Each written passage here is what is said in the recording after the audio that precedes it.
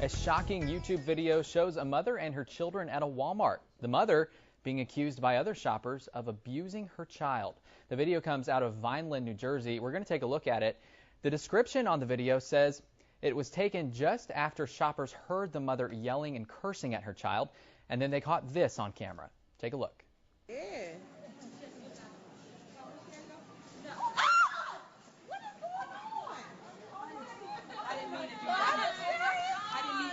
You sure?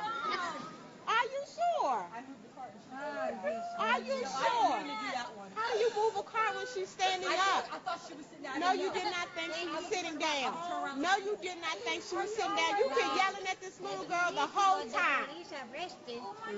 You need to be reported.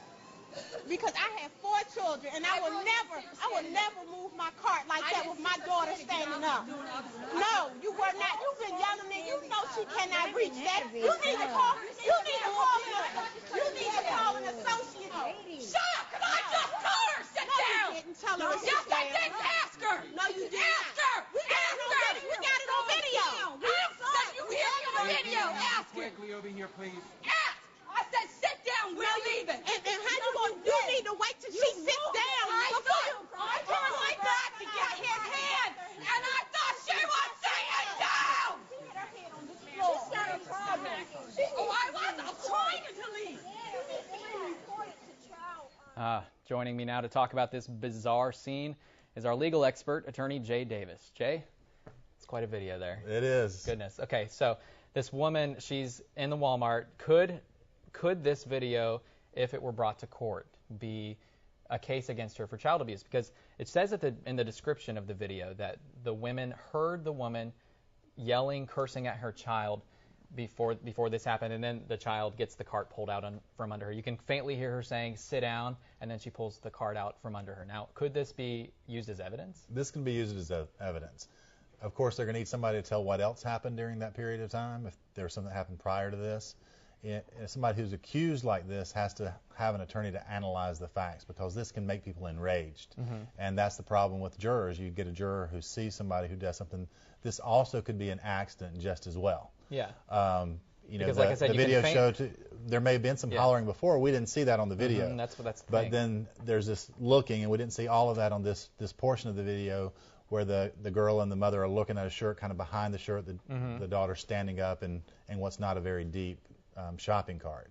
And the mother's on the cell phone, sort of, got a lot of reasons to blame the mother, but whether or not it's criminal is another story. It's one of the things. She doesn't get off the cell phone at all while they're yelling at her. And right. These women that are taking the video, if we can re-roll the video, they say that no Walmart associates did anything when they heard the initial yelling and cursing before the video was taken. They say that no Walmart employees tried to stop the mother from yelling or cursing at her child.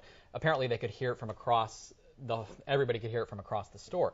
Now, what could those Walmart associates have done if they would have heard something like that? There's probably not a lot they could have done. They could have gone to the mother and asked her to be quiet. They could ask the mother, tell her that she was disturbing other customers in the place and ask her to be a little quieter.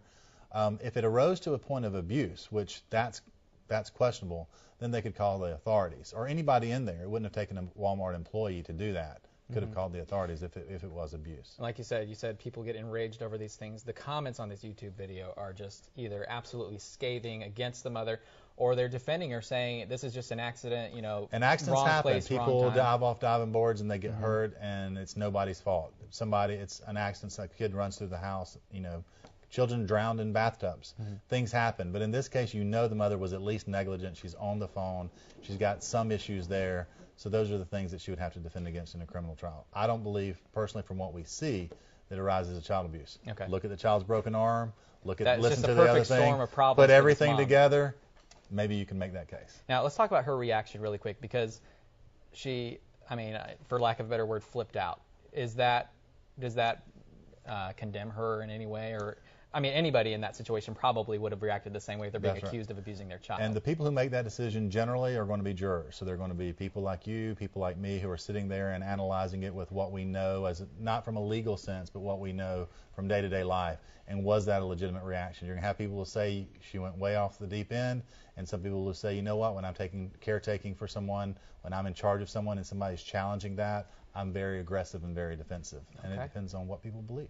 All right, Jay Davis, always an interesting conversation. I appreciate it. And if you have a legal question, you can send it to us. Just send us an email to itsthelaw@41nbc.com, and we'll answer it on the air.